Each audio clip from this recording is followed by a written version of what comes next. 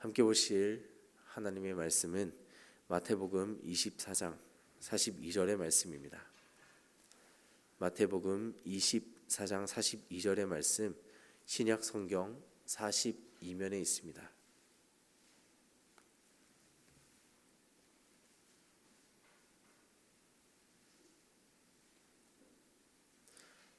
지금 마태복음 24장 42절 한 절의 말씀을 우리 다 함께 봉독하겠습니다. 그러므로 깨어 있으라. 어느 날에 너희 주가 임하는지 너희가 알지 못함이니라. 아멘. 오늘의 말씀은 비록 짧은 한 절의 말씀을 우리가 읽었지만 그 의미하는 바가 너무나도 중요하고 또 우리가 반드시 기억하고 마음판에 새겨야 할 소중한 말씀입니다. 우리 오늘 말씀을 통하여서 이 재림의 시기에 대해 계속해서 말씀하시고 강조하시는 예수님을 들여다보게 됩니다. 먼저는 이 무화과 나무의 비유로 말씀하셨습니다.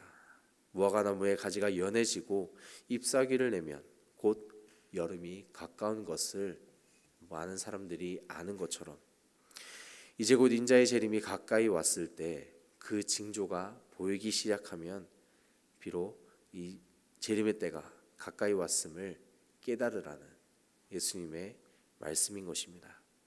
그 징조가 어떤지는 앞서 자세하게 기록되어 있습니다.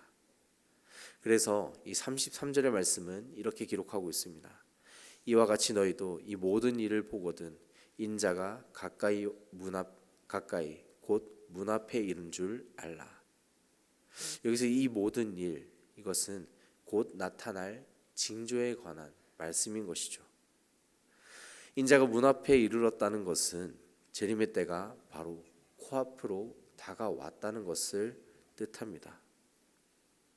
우리가 집에 누가 찾아온다거나 손님이 찾아온다거나 어떠한 일이 생긴다고 하는 것을 우리가 미리 알게 된다면 우리는 그것을 대비해서 미리 잘 준비할 수 있을 것입니다. 하물며 집에 만약에 도둑이 들었다고 우리가 말할 때 그 도둑이 언제 들어올지 우리가 알고 있다면 우리는 잘 대비해서 도둑이 몰래 들어오지 못하도록 막을 수 있을 것입니다.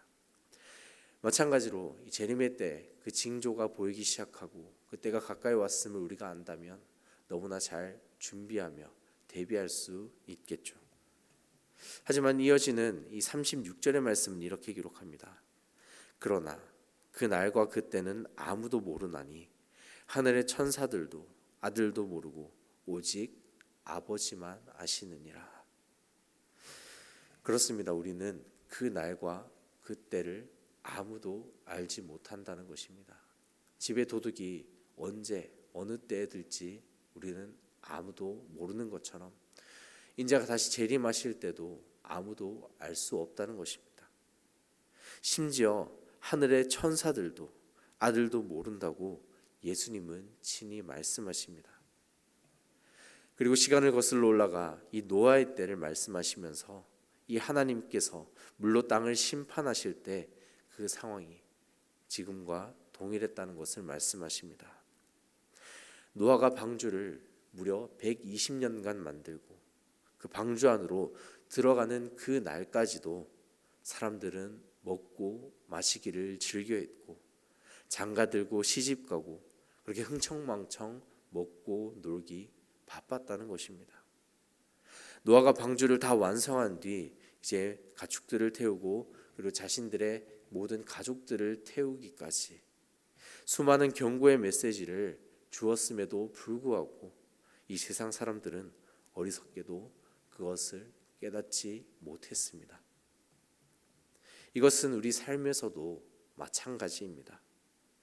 습관처럼 우리가 말세가 가까이 왔다고 말하고 표현하지만 어떻게 보면 그것을 우리가 체감하기도 하지만 정작 그때가 언제인지를 우리는 아무도 알지 못합니다. 그러나 이 재림에 대해 안전불감증처럼 살아갈 때도 많이 있다는 것입니다.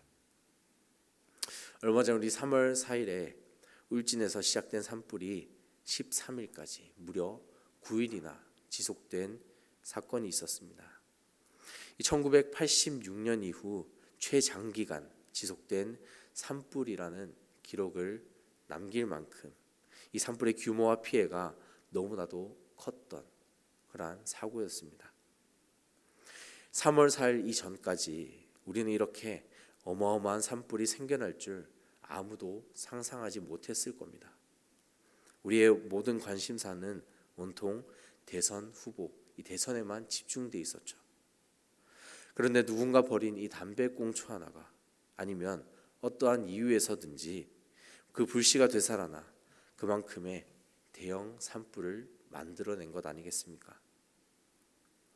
어릴 적 학교 포스터 그리기 이런 수행평가를 하게 되면 물을 아껴 쓰자라는 문구가 단골 손님이었고요.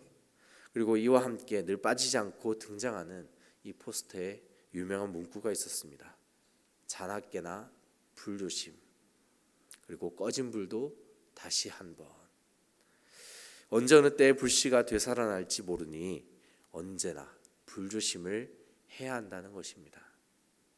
이뿐만 아니라 하루하루가 어떻게 흘러갈지 모르는 그러한 우리의 매일의 삶 앞에, 그리고 우리의 모든 성도들의 인생 앞에 예수님께서는 오늘 본문의 말씀을 다시 한번 가르쳐 주십니다. 깨어 있으라. 우리는 하나님 앞에서 얼마나 깨어 있습니까? 얼마나 하나님 앞에서 영적으로 깨어 나아가고 있습니까? 알지 못하는 주님의 재림을 기다리며 혹여나 아까 말씀드린 것처럼 안전 불감증으로 그 둔해져 버린 삶을 우리가 살아가고 있지는 않습니까? 성경의 많은 부분에서는 우리가 계속해서 깨어 있어야 할 것을 강조하고 있습니다. 소돔과 고모라 사건이 그랬고 사사시대 그리고 왕정시대, 분열 왕국시대까지를 계속 거슬러 오면서 모든 이야기들은 이것을 깨어 있을 것을 계속해서 경고하고 강조했습니다. 그리고 그렇게 시간을 거슬러 올라와 오늘 살아가는 우리에게도 동일하게 주어지는 말씀이 되는 것입니다. 깨어 있으라. 깨어 있지 못했기 때문에 하나님께 징계받는 이 여러 모습들을 통해서 우리 오늘 예수님께서 말씀하신 것처럼 늘 깨어 있어야 한다는 것입니다. 열 처녀 비유에서 이 슬기로운 5 처녀들처럼 신랑이 오는 것을 언제 올지 모르는 그 신랑을 대비해 여분의 기름을 준비하고 대비해서 기다리는 그러한 깨어있는 자세가 우리에게 필요하다는 것입니다. 어느 날에 주님께서 임하시는지 우리는 알 수 없기 때문입니다. 따라서 저는 오늘의 격언을 이렇게 적어보았습니다. 말씀과 기도가 최고의 든든한 보험입니다. 말씀과 기도가 우리의 든든한 최고의 보험이라는 것입니다. 이 언제 생겨날지 모르는 이 질병이나 사고를 예방하기 위해서 우리가 보험을 들어놓는 것처럼 우리는 말씀이라는 가장 든든한 보험을 늘 간직할 수 있어야 합니다. 보험이라는 표현이 조금은 이상하게 들릴 수도 있지만 우리가 생각하는 이 세상에서의 보험은 한시적이기 때문에 그렇게 생각할 수도 있습니다. 하지만 주님의 말씀은 영원합니다. 보험 그 훨씬 이상의 가치가 있는 영원한 생명의 말씀이라는 것입니다.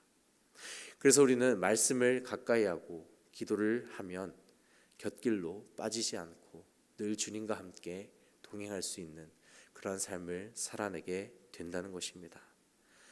우리가 늘 말씀과 기도를 게을리하지 않으므로 주님이 다시 오실 때 부끄럽지 않은 모습으로 주님 앞에 겸손히 세워져 나갈 수 있는 우리의 모습임을 바라보고 오늘 하루도 성실하게 살아내는 우리 모든 복된 인생이 되기를 주님의 이름으로 간절히 축원합니다.